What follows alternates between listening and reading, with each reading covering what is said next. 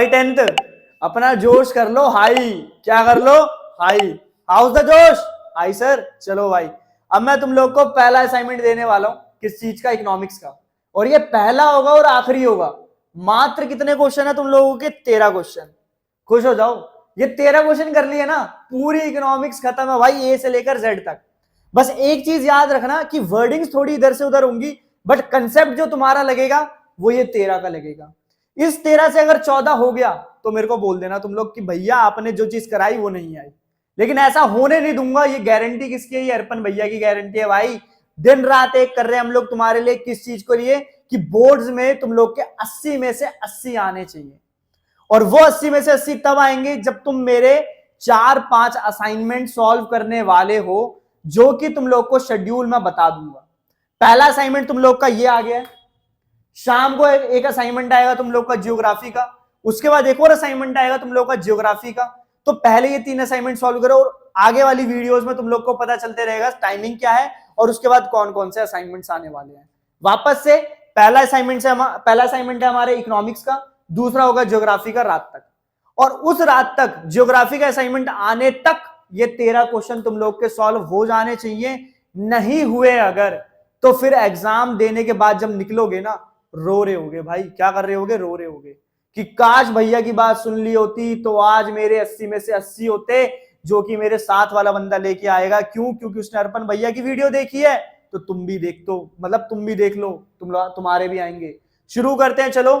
Economics 13 question खत्म। पहला question क्या है कि जो अलग अलग लोग होते हैं देश के, उन लोगों के लिए डेवलपमेंट का मतलब अलग अलग होता है। क्या ये बात सही है? बिल्कुल सही है। कैसे सही है? एक्सप्लेन कर दोगे? बिल्कुल कर दोगे। खत्म करो। अच्छे से मैंने अपनी वीडियोस में पढ़ाया है। जिस बच्चे ने वीडियोस नहीं देखी पुरानी, और इन क्वेश्चंस में कोई सा क्वेश्चन नहीं होता अगर तुम लोगों से, वापस जाओ, वीडियो देखो और सॉल्व करो।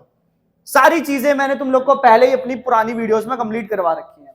तो अलग अलग लोगों की अलग अलग बातचीत होती है। किसके लिए? डेवलपमेंट के लिए। बिल्कुल सही बात है, पहली चीज।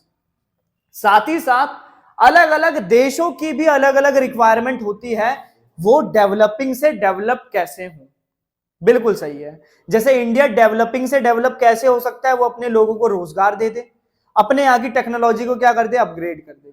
तो यहां से हम लोग दो देशों की डेवलपमेंट की जो थ्योरी है वो भी अलग होगी। बिल्कुल सही है। और दो लोगों के बीच में जो डेवलपमेंट की थ्योरी होगी वो क्या होगी? वो भी अलग होगी। ये भी बिल्कुल सही है। एक ही क्वेश्चन कर लोगे, दोनों आंसर तुम लोग के बन जाएंगे। बस थोड़ी सी वर्डिंग इधर से उधर करनी है। पहला क्वेश्चन खत्म। दूसरा क्वेश्चन क्या है? मोस्ट इंपॉर्टेंट क्वेश्चन है, सजेशन वाला क्वेश्चन है। और अब पैटर्न बदल चुका है सीबीएसई का। अब वो ज्यादा से ज्यादा क्वेश्चन तुम लोगों से पूछने की कोशिश करते हैं कि बताओ भाई तुम क्या करोगे इसका आंसर। और हमने सारी चीजें पढ़ रखी हैं। तो तुमको बताना है कि मैं इंडिया को किस तरीके से डेवलप्ड नेशन बना सकता हूं। मैंने एक आइडिया दे दिया, पॉवर्टी खत्म करो, लोगों को रोजगार दो, लोगों को एक बेसिक हेल्थ एमिनिटी प्रोवाइड करो कि हाँ भाई इस व्यक्ति को इस हद तक हम क्या देंगे, सुरक्षा देंगे, इस हद तक उसकी सेहत का ध्यान रखेंगे, तो अपने आप हमारा देश क्या हो जाएगा? डेवलप हो जाएगा। सीधी सीधी बात है, सटीक सटीक सी बात है, टू दी पॉइंट बात है। और खुश हो जाओ, मुस्कुराओ, ठीक है। और मिठाइयां बांटो कब? एसएसटी के पेपर के बाद। क्यों? क्योंकि पूरा पेपर फाड़ के आएंगे। चलो भाई, तीसरा क्वेश्चन क्या है कि मैं दो शहरों को या दो देशों को किस किस तरीके से कंपेयर कर सकता हूं, किस किस तरीके से कंपेयर कर सकता हूं, यह बताना। बहुत ज्यादा तरीके हैं बताने के।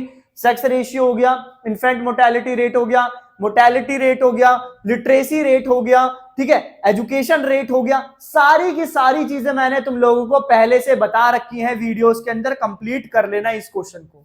साथ ही साथ एक क्वेश्चन है कि क्या मैं जीडीपी की मदद से दो देशों को कंपेयर कर सकता हूं? बिल्कुल कर सकता हूं। क्या ये अच्छा जरिया है कंपेयर करने का? बिल्कुल नहीं है। क्यों नहीं है? ये भी चीजें मैंने बता रखी हैं। इसको भी करो सॉल्व और खत्म करो। चलो भाई, किसके ऊपर? चौथे क्वेश्चन के ऊपर। बहुत आसान क्वेश्चन है।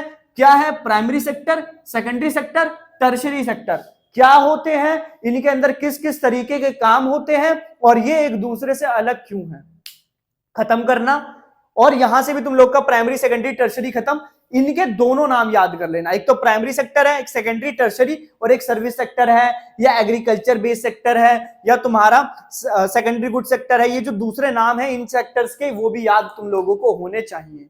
अब अगला क्वेश्चन हमारा क्या बताता है इसी चैप्टर में से कि ऑर्गेनाइज सेक्टर क्या होता है और अनऑर्गेनाइज सेक्टर क्या होता है। ठीक है, अब मैंने यहाँ पे एक क्वेश्चन लिखा नहीं है, बट मैं तुमको यहीं पे बता देता हूं कि ऑर्गेनाइज सेक्टर अनऑर्गेनाइज सेक्टर के अंदर हम डिफरेंस कर सकते हैं कि ये चीज ये है, ये चीज ये है।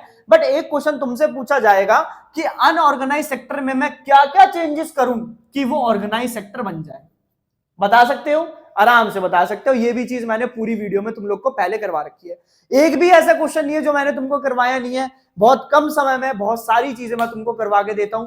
ये भी बता के देता हूं कि किस तरीके से तुम लोग को पेपर सॉल्व करना है, कहां से क्या पढ़ना है, कितना पढ़ना है, सारी चीजें मैंने बताई हैं। आंख बंद करो, भरोसा करो, मेरी आवाज सुनो और चीजें सॉल्व करो, खत्म बात। चलो भाई, कहां पे आगे, अंडर इन अनएम्प्लॉयमेंट या अंडर एम्प्लॉयमेंट किस तरीके से एक देश के लिए थ्रेट होता है, खतरा होता है। अंडर एम्प्लॉयमेंट का मतलब क्या होता है, 5 लोगों की जरूरत है काम करने के लिए, 2 लोगों से मैं काम करवा रहा हूं, तो वो चीज मेरे इंडिया के लिए क्यों खराब है। अगर वो खराब है तो कैसे खराब है और क्यों खराब है, उसका सोल्यूशन भी तो बताना पड़ेगा। तो ये अगला क्वेश्चन हो गया कि मैं अंडर एम्प्लॉयमेंट को किस तरीके से सुधार सकता हूं। पहले तो मैं वो लोग ढूंढूंगा जिन लोगों को काम की जरूरत है, वो एरियाज ढूंढूंगा जिन एरियाज में लोगों की जरूरत है, और फिर वहां पे सेटअप करना चालू कर दूंगा चीजों को, इंफ्रास्ट्रक्चर बनाऊंगा, नए जॉब्स निकालूंगा, ठीक है, और भी बहुत सारी चीजें करूंगा जिसकी वजह से अंडर एम्प्लॉयमेंट की प्रॉब्लम भी सॉल्व हो गई। और इसकी मदद से, इसको सॉल्व करने के बाद मेरा देश भी क्या हो गया, डेवलपिंग से डेवलप की ओर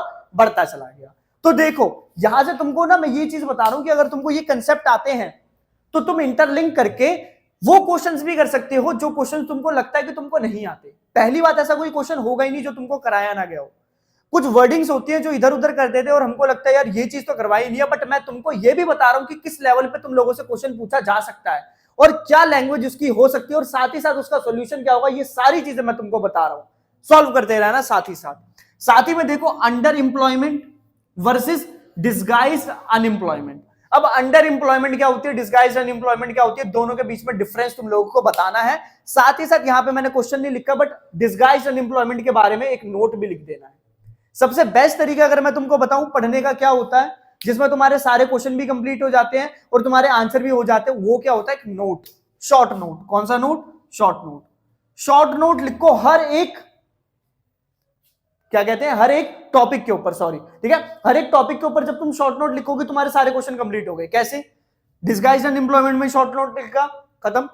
अंडर एम्प्लॉयमेंट में शॉर्ट नोट लिखा, खत्म। अब अंडर एम्प्लॉयमेंट के बारे में जब मेरे को पता है तो वो थ्रेट कैसे, ये भी तो पता चल गया अल्टीमेटली। डिस्गाइज्ड अनएम्प्लॉयमेंट के बारे में पता है तो मेरे को डिफरेंस भी तो पता चल गया इनके बीच में अल्टीमेटली। तो मैं क्या कह रहा हूं, अगर तुम सिर्फ टॉपिक के ऊपर भी शॉर्ट नोट लिखते जाओगे तो तुम्हारा सारा काम खत्म होता जाएगा। ये भी मैं तुमको ये भी तरीका बता दिया, ठीक है। सारी चीजें मैं तुमको बता रहा हूं, अपने तरीके भी तुम लोग को इवॉल्व करके दे रहा हूं, मेहनत करके दे रहा हूं। बस अब तुम क्या करो, उस चीज को ग्लास में डालो, घोलो, पी जाओ, और कुछ नहीं करना तुम लोग को। आ जाओ भाई अगले क्वेश्चन पे कि मनी के मेरिट्स क्या है। अब मैंने 3 ही चीजों में इसको लिखा है, मनी के मेरिट्स क्या है। ये ऐसे भी आ सकता है कि मनी ने डबल कोइंसिडेंस ऑफ वांट की जो प्रॉब्लम थी उसको कैसे खत्म कर दिया। तो डबल कोइंसिडेंस ऑफ वांट भी मैंने तुमको बता रखा है कि मेरे को उससे जो चाहिए और उसको मेरे से जो चाहिए, अगर हमारे पास वो चीजें होंगी तो हम क्या कर सकते हैं, एक्सचेंज कर सकते हैं।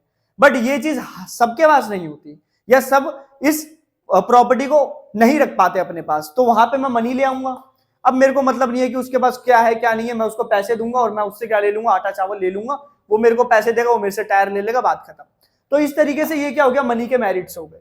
साथ ही साथ मॉडर्न फॉर्म्स ऑफ मनी भी तुम लोग को पता होनी चाहिए, दिमाग में रख लेना, 1 नंबर के लिए ये चीजें आ जाएंगी एमसीक्यू में, ठीक है। अगला क्वेश्चन, सेल्फ हेल्प ग्रुप क्या है। बहुत अच्छे से मैंने तुमको बताया था, छोटे ग्रुप होते हैं, 15 से 20 लोग होते हैं, मोस्टली वुमेन्स होती हैं। एक अमाउंट ये हर महीने क्या करते हैं, डिपॉजिट करते हैं और आपस के लोगों के बीच में क्या दे देते हैं, ये उधार दे देते हैं। सारी चीजें मैंने बता रखी हैं, इसको भी तुम लोग सॉल्व कर सकते हो, बहुत आसानी से हो जाएगा। चीप और अफोर्डेबल क्रेडिट बहुत ही ज्यादा जरूरी होता है किसी एक देश के लिए या किसी एक देश की डेवलपमेंट के लिए। कैसे, ये क्वेश्चन इंपॉर्टेंट है, ये क्वेश्चन इंपॉर्टेंट है, ये क्वेश्चन हर बार देखने को मिलता है किसी ना किसी रूप से।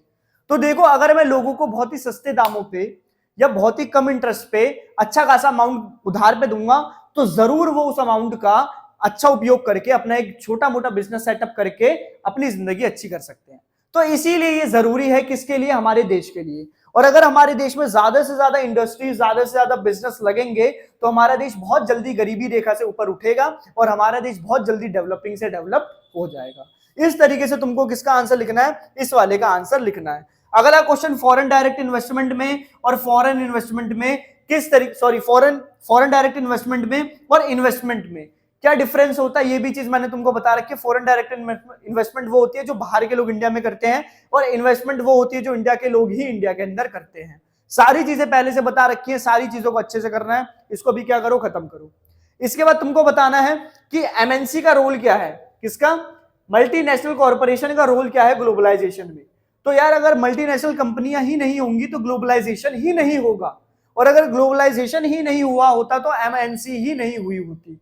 दोनों चीजें एक दूसरे के साथ कोइंसिडेंस करती हैं, दोनों चीजें सिक्के के दोनों पहलू हैं। तो एक चीज अगर नहीं होगी तो दूसरी भी नहीं होगी, और एक होगी तो दूसरी अपने आप होगी। तो कुछ नहीं करना, तुम लोग को एमएनसी की डेफिनेशन लिखनी है, ग्लोबलाइजेशन की डेफिनेशन लिखनी है। तुमको अपने आप वहीं से पता चल जाएगा कि दोनों एक दूसरे से इंटरलिंक्ड कैसे हैं और दोनों एक दूसरे के लिए जरूरी कैसे हैं। ये सारी चीजें आ जाओ किसके ऊपर, यहीं पे देखो, मल्टीनेशनल कॉर्पोरेशन के बारे में तुमको अच्छे से बताना है, वो मैंने अलग से लिख दिया है, कर लेना। अब ट्रेड बैरियर्स क्या होते हैं, ट्रेड बैरियर के अंदर हमको दो चीजें पढ़नी होती है, टैरिफ्स, ठीक है, और कोटास। टैरिफ क्या होते हैं, जो टैक्स लगाए जाते हैं बाहर से कोई सामान अगर हम मंगवाते हैं, और कोटा क्या होती है कि कितनी क्वांटिटी हम मंगवा सकते हैं किसी भी सामान की बाहर से। तो उस वजह से हमारा जो फॉरेन इन्वेस्टमेंट होता है या फॉरेन ट्रेड होता है वो थोड़ा रिस्ट्रिक्ट करता है, बट वो भी जरूरी है, ठीक है। एक क्वेश्चन मैंने लिखा नहीं है बट यहां पे लिख लेना कि ट्रेड जो होता है, ठीक है, बिटवीन कंट्रीज, ठीक है, बिटवीन कंट्रीज जो ट्रेड होता है वो अच्छा कैसे है और खराब कैसे है, एक चीज ये। और साथ ही साथ इसका दूसरा रूप किस तरीके से आ सकता है कि ग्लोबलाइजेशन जो है, ग्लोबलाइजेशन किसी देश के लिए अच्छा भी है और बुरा भी है। क्यों, ठीक है, अच्छा कैसे है कि कंपटीशन बढ़ जाएगा तो हमारे पास जो सामान आएगा वो बहुत अच्छी क्वालिटी का आएगा। बुरा कैसे है कि हमारे देश के लोगों के जो सामान है वो थोड़े बिकने क्या हो जाएंगे, कम हो जाएंगे। तो ये मैंने तुमको एक शॉर्ट नोट या एक छोटी छोटी पॉइंटर्स तुमको मैंने दे दिए हैं, तुम्हारे दिमाग में छोटे छोटे पॉइंटर्स मैंने डाल दिए हैं, जिन पॉइंटर का इस्तेमाल करके तुम लोग इन सारे क्वेश्चंस को सॉल्व कर सकते हो। अब मैं तुमको एक बहुत जरूरी चीज बताने वाला हूं, मात्र 13 क्वेश्चन है, 2 घंटे पकड़ के चलो, ज्यादा से ज्यादा कितना, 2.5 घंटे, 2.5 घंटे लगेंगे तुमको इस एग्जाम्पल को या इस असाइनमेंट को सॉल्व करने के लिए, और तुम्हारे पास उसके बाद भी 2 से 3-4 घंटे बच जाएंगे आराम करने के लिए। आराम करना, 1-1.5 घंटे आराम करना, चाय वाय पीना, फ्रेश होना, उसके बाद एक बार इसको रिवाइज कर लेना। शाम को जो तुम लोग का ज्योग्राफी का असाइनमेंट आएगा उससे पहले ये असाइनमेंट तुम लोग का पूरा हो जाना चाहिए। फिर ज्योग्राफी का असाइनमेंट मैं तुमको बताऊंगा कि आगे किस तरीके से तुम लोग को प्लान करना है और किस तरीके से चलना है। तब तक अपनी सेहत का ध्यान रखो, इधर उधर घूमना बंद करो। सिर्फ और सिर्फ 2 दिन है तुम लोग के पास, 2 दिन में जितनी चीजें मैं बता रहा हूं करते जाओ, फोड़ दोगे पेपर, इसकी गारंटी किसकी है, मेरी है। चलो थम्स अप करो, स्माइल करो और टाटा बाय बाय करो, क्वेश्चंस लिखो और खत्म करना चालू कर दो अभी से।